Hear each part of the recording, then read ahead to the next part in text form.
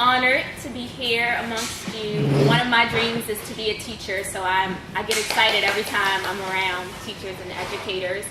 As Janine said, I am a spoken word artist, and basically if you're familiar with poets and poetry, the difference we like to think with spoken word poetry is that it's kind of interactive. I take my theater background and kind of put it into my poetry. So what that means is that I need energy from you. So if you hear something you like, you can say ooh, you can say ah, you can clap, you can snap, you can buy me a margarita, you can give me $20. Any of that works. It's all good. So I will do a couple of poems for you guys. Some of them I have memorized, some of them I'll read off the paper because the theme for tonight is Our Stories Unite Us. And I have a lot of poems that I've written that I haven't necessarily shared, and I'd like to share them with you guys tonight. So hopefully you enjoy, and thank you all for being here. My youngest niece is named Amani. And Amani smiles like a Disney princess with enough pixie dust in her lap to turn dragons into kittens.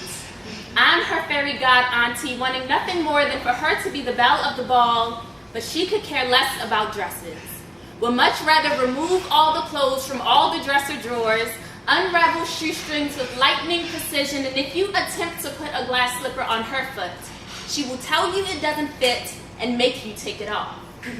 See, Amani doesn't care about what's on her feet. She cares about where her feet are taking her. This 5-year-old African-American Puerto Rican thorn in the side of society, an angel who traded her wings for the opportunity to teach this world patience, but her teacher won't give her a sheet of paper in the morning. Won't give her the chance to write her own name, as if her scribbled autograph doesn't hold nearly as much value as all the other children in the classroom. And I'm thinking, maybe she writes and speaks her own language as a double dare to see if we are intelligent enough to comprehend it. See, she is Da Vinci with dimples, spent hospital visits with a paintbrush held between her toes, and I didn't know that while I labeled her awesome individuality as spastastic, her doctors were labeling her autistic. I didn't know what autism looked like until I met her. So precise and so particular in what she does and how she does it. See, her brain just works in a way so-called normal people don't understand, but Amani, I understand how it feels to speak and never be heard. To scream because you feel pain no one else can understand. To want what you want, when you want it, how you want it, at the exact second that you need it without realizing why. To not settle. Amani, break out of the 5x5 box that your doctors and teachers have attempted to stuff you in. Ignore them and raise your voice until they acknowledge that you are human.